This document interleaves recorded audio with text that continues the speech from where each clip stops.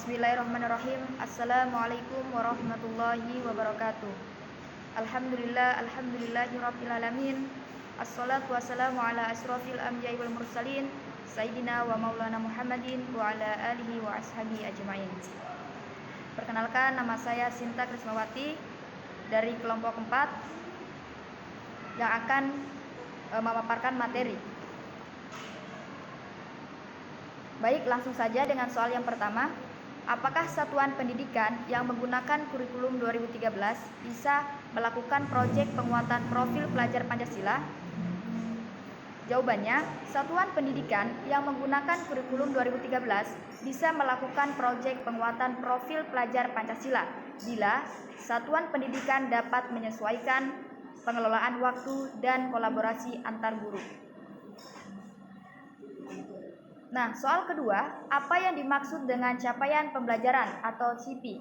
Capaian pembelajaran atau CP merupakan pengetahuan, keterampilan, dan sikap yang dirangkaikan sebagai satu kesatuan proses yang berkelanjutan sehingga membangun kompetensi yang utuh dari suatu mata pelajaran.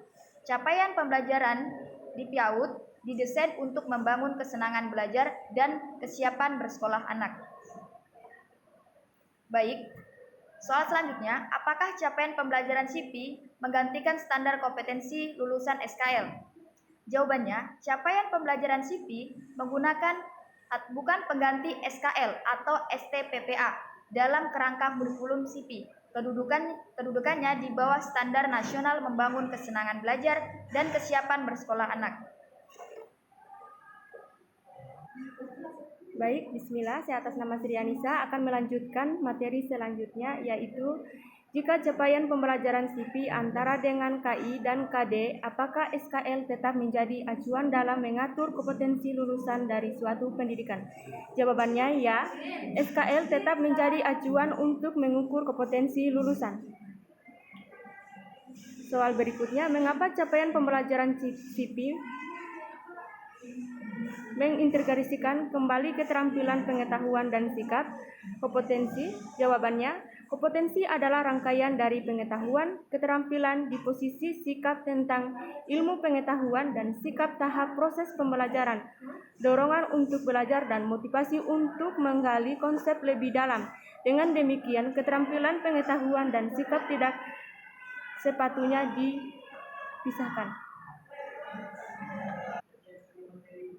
Baik, saya pemateri ketiga atas nama Inisulki Nur Arifin akan melanjutkan materi dengan pertanyaan, mengapa capaian pembelajaran disusun per fase? Penyusunan capaian pembelajaran per fase merupakan upaya penyederhanaan sehingga peserta didik dapat memiliki waktu yang memadai dalam menguasai kompetensi. Penyusunan CP berfase ini juga memberikan kesempatan kepada peserta didik untuk belajar sesuai dengan tingkat pencapaian atau teaching at the right level, kebutuhan, kecepatan, dan gaya belajar mereka. Hal ini karena CP disusun dengan memperhatikan fase-fase perkembangan anak. Selain itu, penyusunan CP per fase berguna bagi guru dan satuan pendidikan. Guru dan satuan pendidikan dapat memperoleh keleluasaan dalam menyesuaikan pembelajaran sehingga selaras dengan kondisi dan karakteristik peserta didik. Referensi apa yang bisa digunakan untuk mendukung implementasi capaian pembelajaran? Kepala Satuan Pendidikan dan pendidik dapat menggunakan buku teks, buku panduan, dan modul ajar yang telah diterbitkan oleh Kemendikbudristek. Pada satuan PAUD, buku panduan guru terdiri dari buku panduan pengembangan pembelajaran, elaborasi masing-masing elemen CP, pengembangan pembelajaran berbasis buku cerita untuk penguatan literasi dini, dan proyek pengembangan profil belajar Pancasila. Apakah capaian akhir untuk setiap fase bisa berbeda-beda? Pada setiap akhir fase terdapat kompetensi yang sama yang harus dicapai oleh peserta didik. Namun, alur untuk mencapai akhir fase tersebut yang berbeda-beda, disesuaikan dengan kebutuhan belajar, karakteristik, dan perkembangan peserta didik yang beragam. Baik, selanjutnya perkenalkan, nama saya Wade Nabila. Saya akan melanjutkan pemateri sebelumnya dengan soal, jika hanya satu capaian akhir per fase, maka bagaimana peserta didik mengejar ketinggalannya?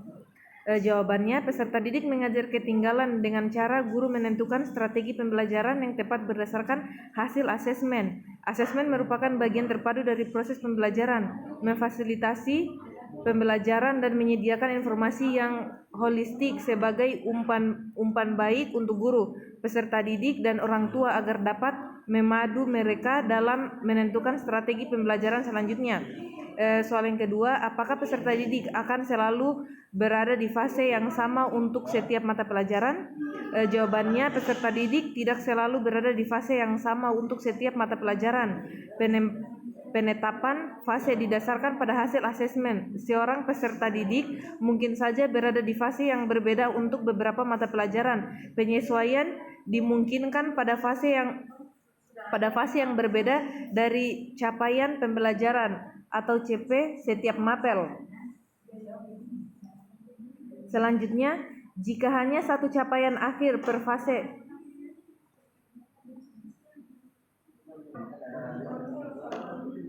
soal selanjutnya, apa yang dimaksud dengan perangkat ajar? Perangkat ajar merupakan buku teks dan modul ajar yang membantu guru dalam mengimplementasikan kurikulum Merdeka. Melalui perangkat ajar, guru diharapkan dapat menyelenggarakan proses pembelajaran yang semakin bermakna, selaras dengan prinsip yang mengedepankan pembelajaran sesuai tahapan dan kebutuhan peserta didik. Soal selanjutnya, bagaimana cara mengakses perangkat ajar?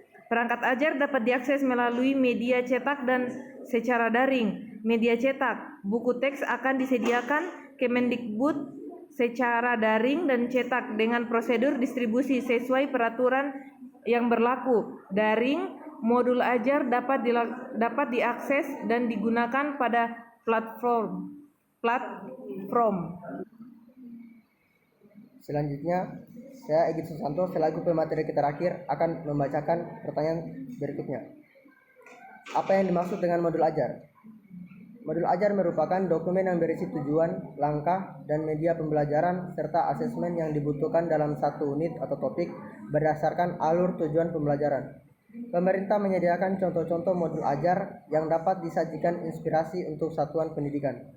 Satuan pendidikan dan pendidik dapat mengembangkan modul ajar sesuai dengan kebutuhan belajar peserta didik, memodifikasi dan menggunakan modul yang disediakan pemerintah sesuai dengan karakteristik daerah, satuan pendidik, dan peserta didik. Oleh karena itu, pendidik yang menggunakan modul ajar yang disediakan pemerintah tidak perlu lagi menyusun perencanaan pembelajaran RPP modul ajar secara keseluruhan. Pertanyaan selanjutnya, bagaimana cara menggunakan modul ajar di dalam kelas? Untuk perencanaan pembelajaran, guru memiliki keleluasaan untuk membuat sendiri, memilih, dan memodifikasi modul ajar yang tersedia sesuai dengan konteks, karakteristik, serta kebutuhan peserta didik.